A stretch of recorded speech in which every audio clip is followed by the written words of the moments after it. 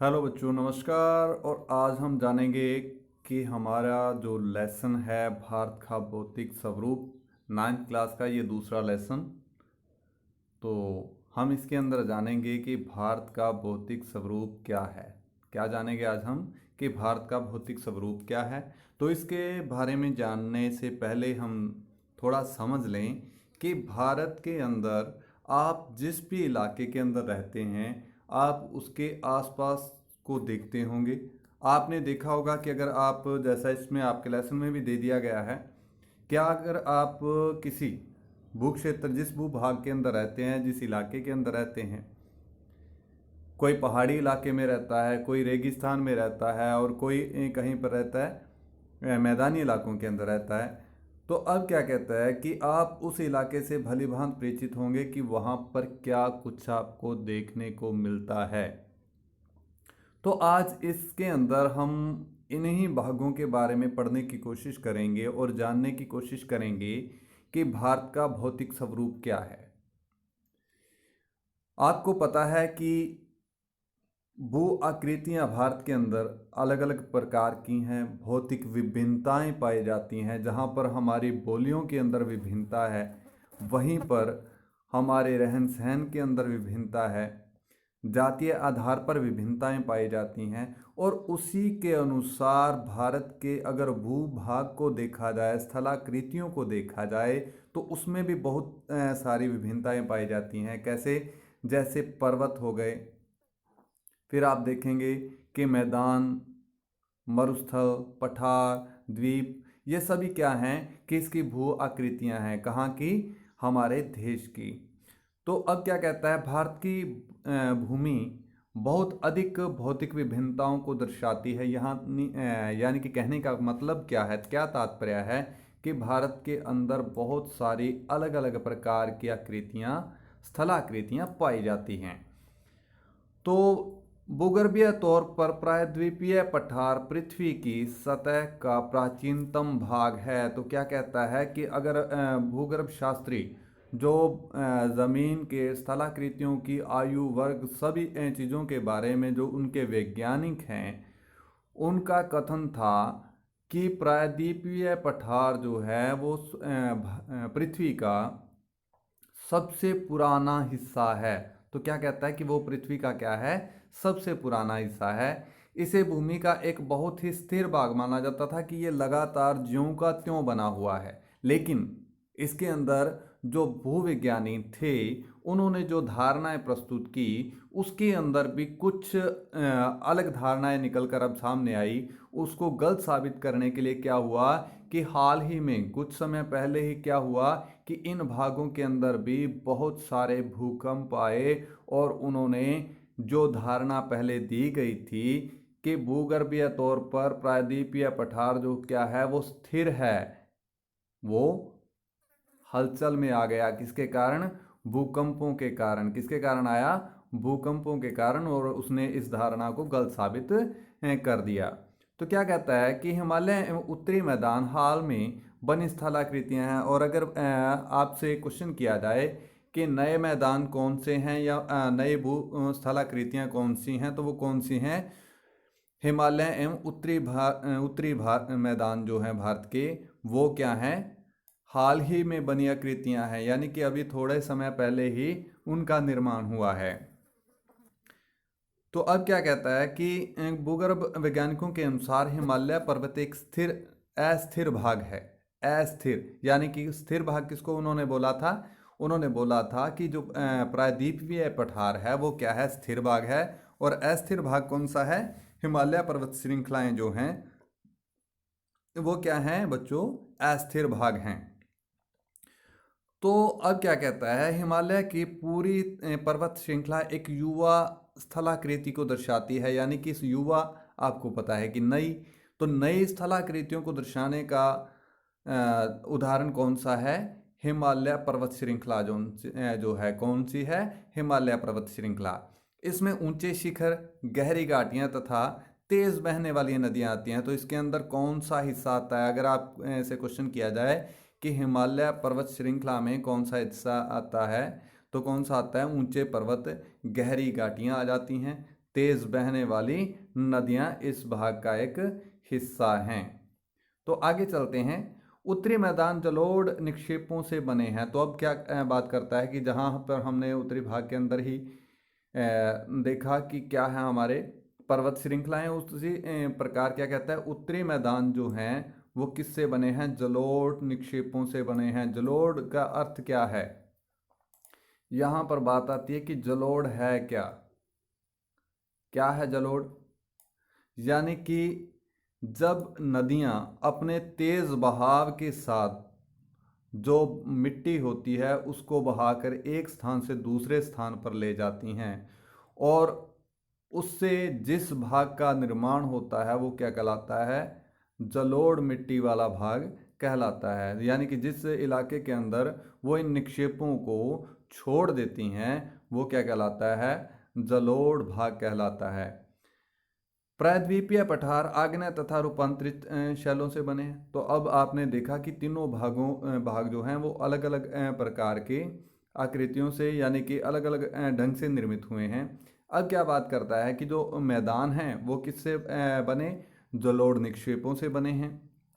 फिर बात करता है कि प्रायद्वीपीय पठार किससे बने, तो किससे बने हैं, आग्नेय तथा रूपांतरित शैलों से। किससे बने हैं ये, आग्नेय तथा रूपांतरित शैलों से बने हैं। क्या बना है इससे, हमारे प्रायद्वीपीय जो पठार हैं उनका निर्माण किससे हुआ, आग्नेय तथा रूपांतरित शैलों से। तो आपने इनको ध्यान से देखना है और समझने की कोशिश करनी है, क्योंकि आपके एक एक नंबर के, दो दो नंबर के क्वेश्चन अभी इसमें क्लियर हो जाएंगे। बड़े क्वेश्चन भी इसी से बनेंगे, लेकिन आपके एक एक दो दो नंबर के जो क्वेश्चन हैं इनसे क्लियर होंगे।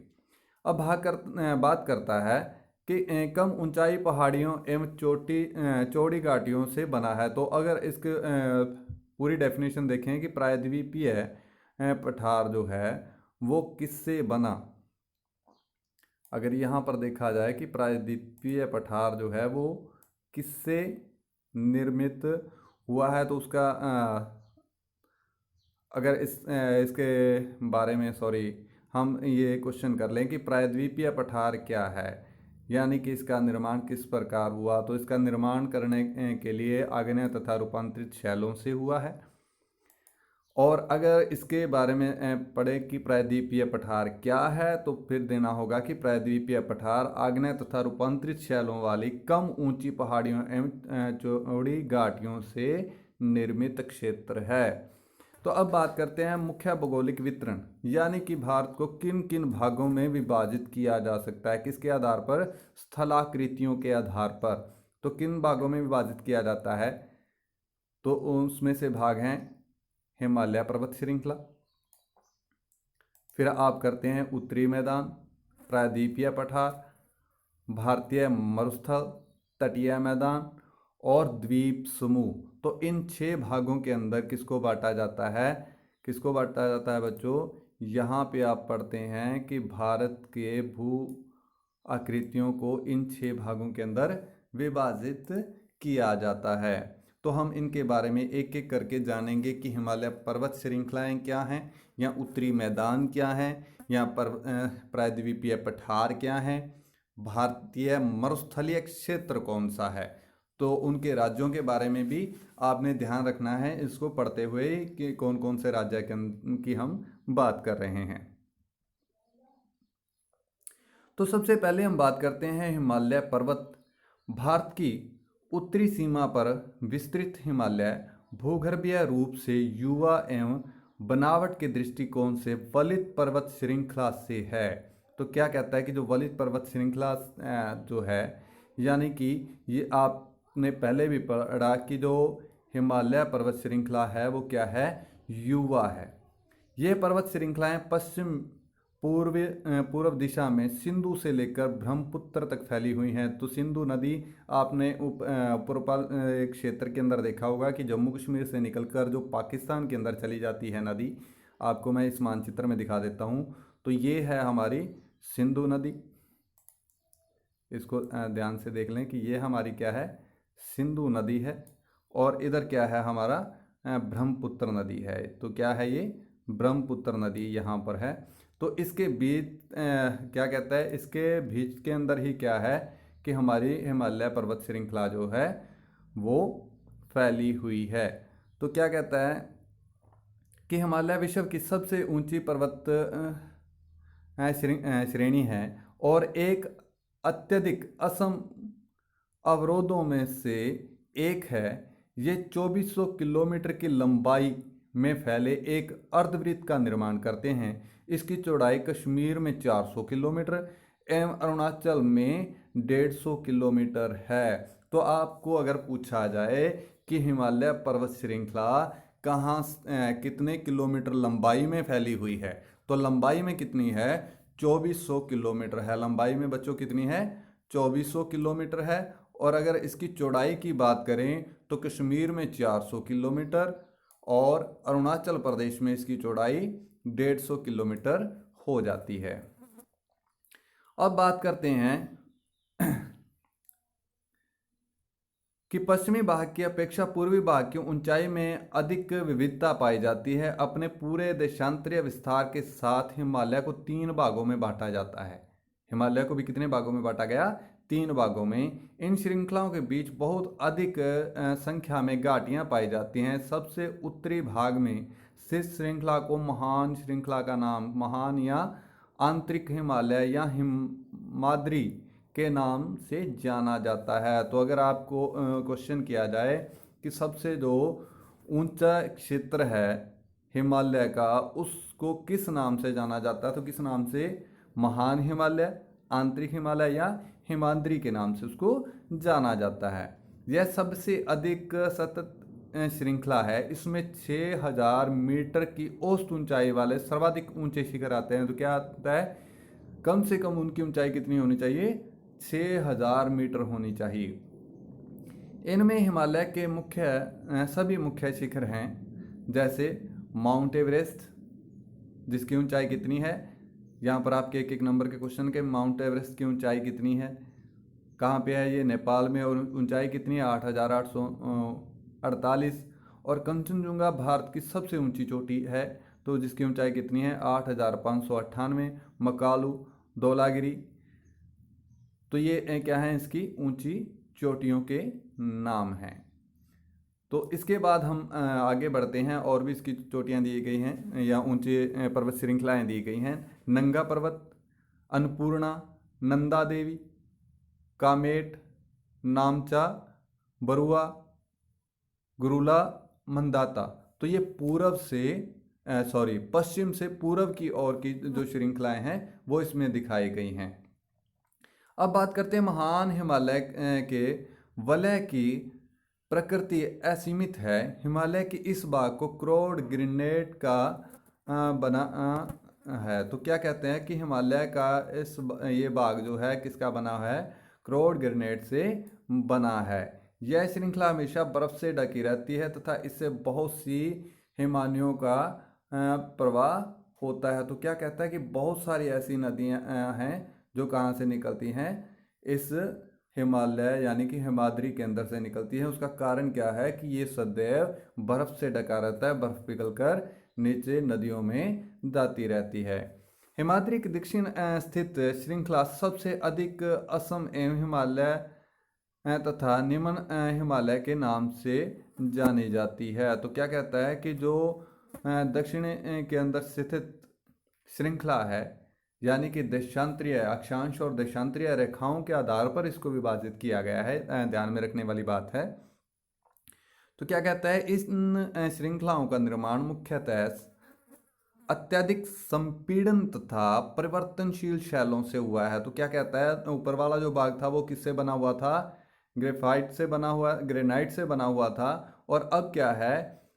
जो अत्यधिक संपीड़न और परिवर्तनशील शैलें होती हैं यानी कि जो अधिक दबाव के अंदर आई हुई हैं उन शैलों से इनका निर्माण होता है। और उसकी ऊंचाई कितनी थी? 6000 मीटर। लेकिन ये जो मध्य हिमालय या हिमाचल जिसको नाम दिया जाता है, निम्न हिमालय का नाम दिया जाता है, तो उसकी ऊंचाई कितनी है? 3700 मीटर से लेके 4500 मीटर के बीच इसकी ऊंचाई आती है। और चौड़ाई इसकी कितनी है? 50 किलोमीटर। इसकी चौड़ाई कितनी है? 50 किलोमीटर है। जबकि पीर पंजाब श्रृंखला सबसे लंबी तथा सबसे महत्वपूर्ण श्रृंखला है। धौलाधर एवं महाभारत श्रृंखलाएं भी महत्वपूर्ण हैं। इस श्रृंखला में कश्मीर की घाटी तथा हिमाचल के कांगड़ा एवं कुल्लू की घाटियां आती हैं। इस क्षेत्र को पहाड़ी नगरों के नाम से जाना जाता है। तो पहाड़ी नगरों के नाम से कौन से क्षेत्र को जाना जाता है? कांगड़ा और कुल्लू की घाटियों को, यानी कश्मीर घाटी तथा हिमाचल की जो घाटियां हैं कांगड़ा और कुल्लू, इन घाटियों को किस नाम से भी जाना जाता है? पहाड़ी नगरों के नाम से भी जाना जाता है। तो अब बात करता है हिमालय की सबसे बाहरी श्रृंखला को शिवालिक कहा जाता है, जो आपको पता है कि हरियाणा और पंजाब के साथ हरियाणा के साथ ये श्रृंखला लगती है। हिमालय की सबसे बाहरी श्रृंखला को शिवालिक कहा जाता है। इनकी चौड़ाई 10 से 50 किलोमीटर तथा ऊंचाई 900 से 1100 मीटर के बीच है। ये श्रृंखलाएं उत्तर में स्थित मुख्य हिमालय की श्रृंखलाओं से नदियों द्वारा लाई गई असंपीड़ित अवसादों से बनी है। तो तीनों भागों को अगर आप देखेंगे कि हिमालय के तीनों भागों के अंदर क्या अंतर है, तो सबसे बड़ी बात है कि हिमालय का जो ऊपरी भाग है, जिसको हम हिमाद्री, महा हिमालय या आंतरिक हिमालय के नाम से जानते हैं, इसकी ऊंचाई कितनी है? 6000 मीटर है। और दूसरी तरफ देखें तो जो निम्न हिमालय को जिसको हम कहते हैं, उसके अंदर हम देखते हैं कि उसकी ऊंचाई कितनी है? 3700 से 4500 मीटर की ऊंचाई है उसकी। और सबसे बड़ी बात इसमें क्या है कि ये हिमालय जो है ये संपीड़ित और परिवर्तनशील शैलों से बना है, जबकि हम हिमालय की सबसे बाहरी श्रृंखला, जिसको हम शिवालिक श्रृंखला के नाम से भी जानते हैं, उसको देखें तो उसकी ऊंचाई भी 900 से 1100 मीटर है। और इसकी सबसे खासियत क्या है यहाँ पे कि ये असंपीड़ित अवसादों से, यानी कि जो नदियाँ अपने साथ जो मोटे कंकड़ लेके आई हैं उनके द्वारा इसका निर्माण हुआ है। तो इसको क्या कह सकते हैं हम? तो इस घाटियों के अंदर क्या कहता है, हिमाचल तथा शिवालिक के बीच में स्थित जो लंबवत घाटी को दून कहा जाता है। क्या नाम दिया जाता है? दून वैली के नाम से भी इसको जाना जाता है। कुछ प्रसिद्ध दून हैं जैसे देहरादून, कोटली दून और पाटली दून। तो ये नाम आपको याद रखने हैं कि जो शिवालिक और हिमाचल, निम्न हिमाचल के बीच का जो क्षेत्र है उसमें आने वाले जो दून हैं उनके नाम क्या है? देहरादून, कोटली दून एवं पाटली दून। तो इसको आपने अपने दिमाग में रखना है। तो इसके बाद हम बात करेंगे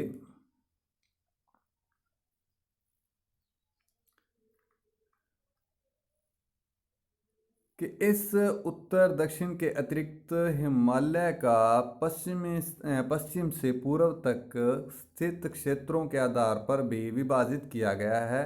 इन वर्गीकरणों को नदी घाटियों की सीमाओं के आधार पर किया जाता है। उदाहरण के लिए सतलुज एवं सिंधु के बीच स्थित हिमालय के भाग को पंजाब हिमालय के नाम से जाना जाता है। किन किन के बीच में है? जो सिंधु से सतलुज। आपको पता है कि पंजाब का नाम ही ऐसे पड़ा कि 5 आब, यानी कि 5 नदियों के अंदर का जो क्षेत्र है उसको क्या नाम दिया गया? पंजाब। तो जो ये नदियां हैं वो सिंधु और सतलुज नदी के बीच के क्षेत्र को पंजाब का नाम दिया गया। और इसके अंदर जो हिमालय है उसको क्या नाम दिया गया? पंजाब हिमालय का नाम दिया जाता है। लेकिन पश्चिम से पूर्व तक क्रमशः इस कश्मीर तथा हिमाचल हिमालय के नाम से भी जाना जाता है। तो इसको क्या कहता है कि पूर्व की दिशा के अंदर इसको क्या नाम दिया जाता है? कश्मीर तथा हिमाचल हिमालय का नाम दिया जाता है। सतलुज तथा काली नदियों के बीच स्थित हिमालय के भाग को कुमायूं कहा जाता है। तो उसको क्या नाम दिया जाता है? कुमायूं हिमालय कहाँ पर स्थित है? सतलुज और काली नदियों के बीच के क्षेत्र में। काली तथा तिस्ता नदियां नेपाल हिमालय एवं तिस्ता तथा दियांग नदियां असम हिमालय का सीमांकन करती हैं, यानी कि सीमांकन सीमा के आधार पर उनको विभाजित करती हैं। तो इन तीनों को आपने याद रखना है कि ऊपर वाला जो क्षेत्र है उसको क्या नाम दिया गया, पंजाब हिमालय।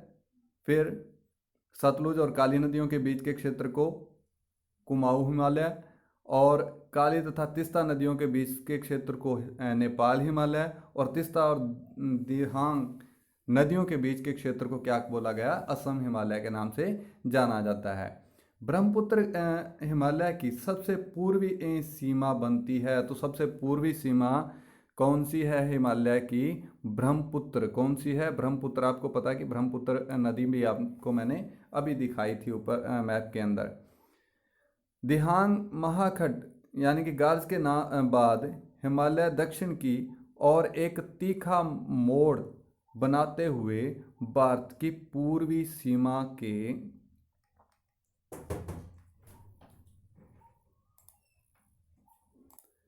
तो एक तीखा मोड़ बनाते हुए भारत की पूर्वी सीमा के साथ फैल जाता है।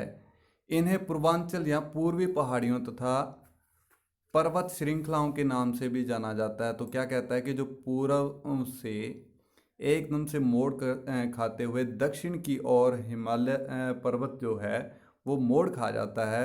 तो जो भारत के पूर्वी दिशा की ओर फैला हुआ है उसको क्या नाम दिया जाता है, पूर्वांचल या पूर्वी पहाड़ियाँ, उसको नाम दिया जाता है। ये पहाड़ियाँ उत्तर पूर्वी राज्यों से होकर गुजरती हैं तथा मजबूत बलुआ पत्थरों तथा अवसादी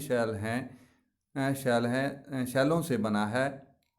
ये घने जंगलों से ढकी हैं तथा अधिकतर समानांतर श्रृंखलाओं एवं घाटियों के रूप में फैली हैं। पूर्वांचल में पटकाई, नागा, मिजो तथा मणिपुर पहाड़ियाँ शामिल हैं। तो आपको पता होना चाहिए कि पटकाई जो है वो कौन से राज्य के अंदर है, अरुणाचल प्रदेश। नागा नागालैंड के साथ है।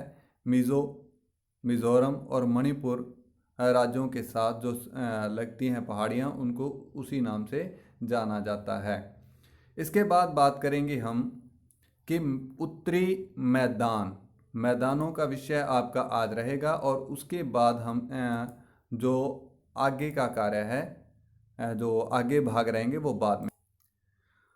तो उत्तरी मैदान तीन प्रमुख नदी प्रणालियों सिंधु, गंगा एवं ब्रह्मपुत्र, इसीलिए आपको याद होगा कि सबसे उपजाऊ मैदान कौन सा माना जाता है, गंगा और ब्रह्मपुत्र के मैदान को भारत का सबसे उपजाऊ मैदान माना जाता है। तो अब क्या बात करता है कि यहाँ पर तीन नदी समूह हैं जिनकी सहायता से जो उत्तरी मैदान का निर्माण होता है वो हैं सिंधु, गंगा और ब्रह्मपुत्र, जो सहायक नदियाँ हैं और जो किनका निर्माण करती हैं, उत्तरी भारत के मैदान का निर्माण करती हैं।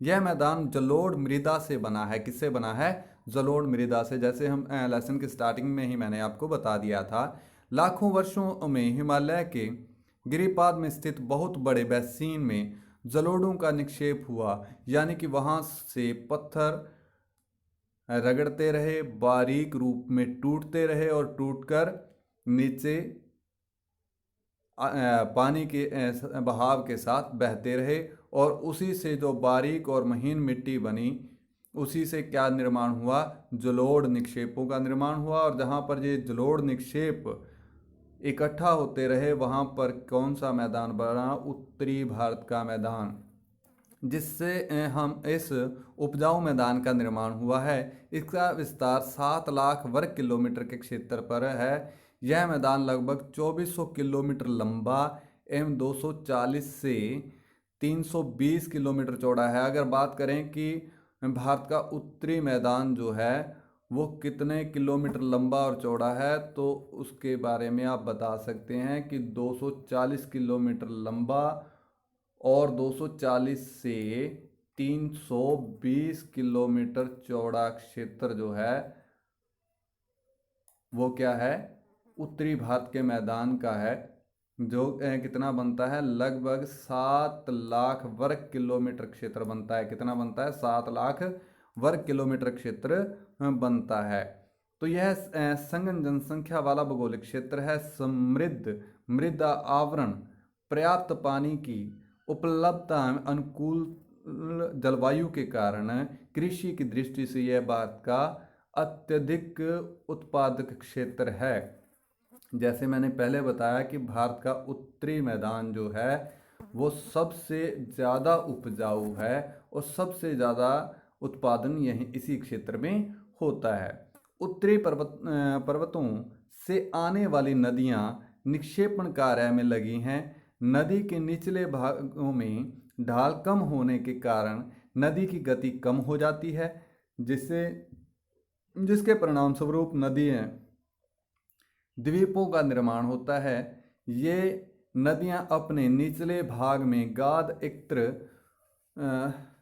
नदियों के निचले भागों में गाद एकत्र हो जाने के कारण बहुत सी धाराओं में बढ़ जाती हैं। इन धाराओं को वृत्तिकाएं कहा जाता है। यहाँ पर आपका छोटा क्वेश्चन बन गया है कि वृत्तिकाएं क्या हैं।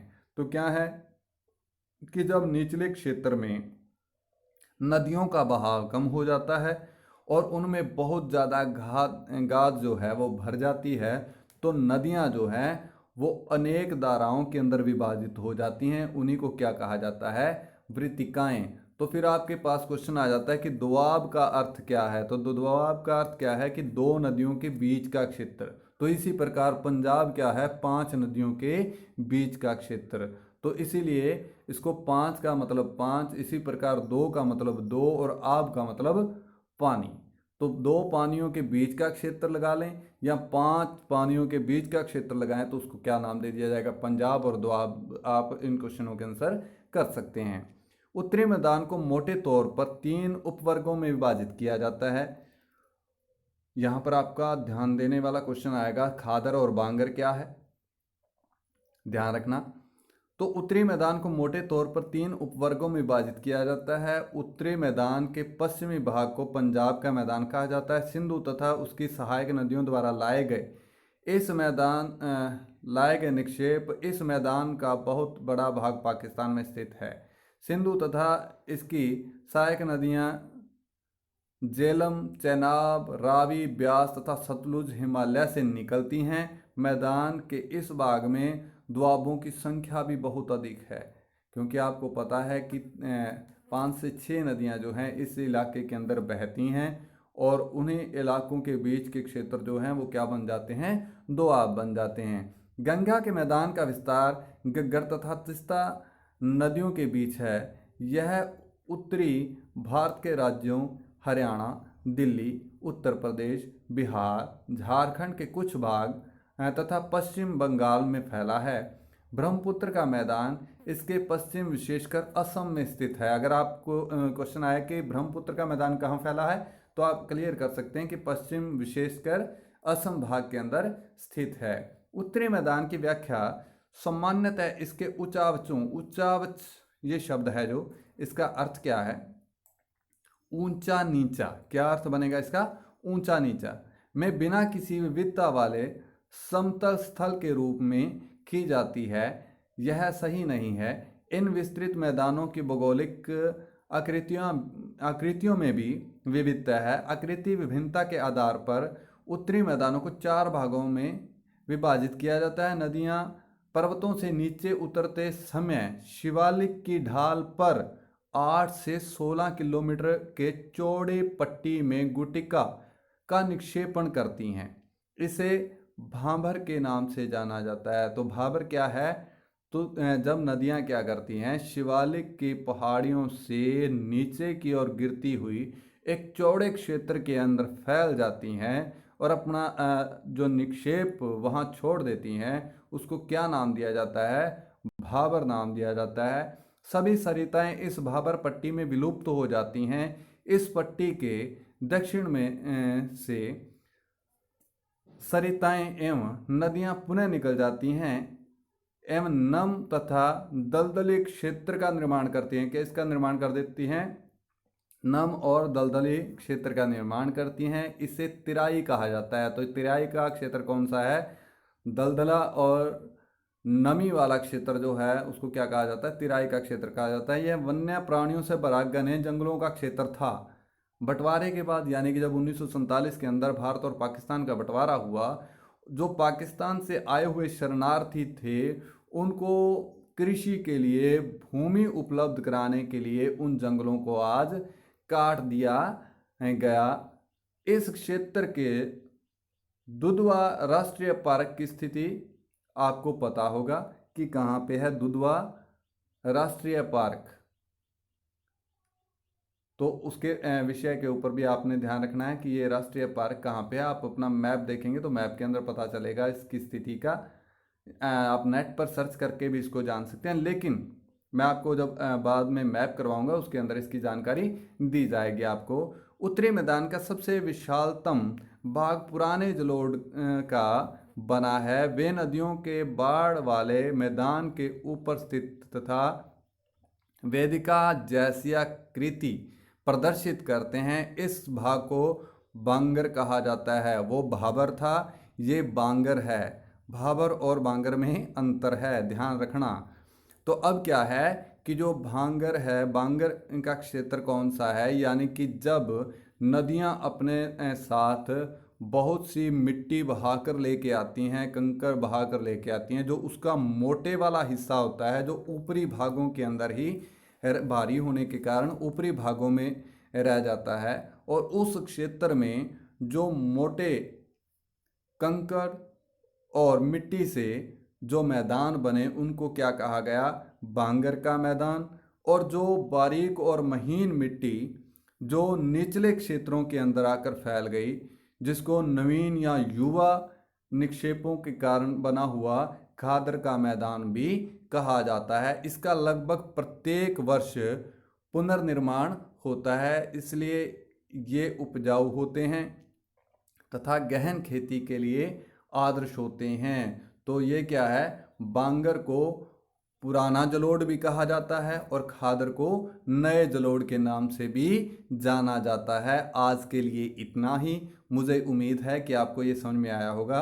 बाकी का जो लेसन है आपको कल को पूरा करवा दिया जाएगा। धन्यवाद।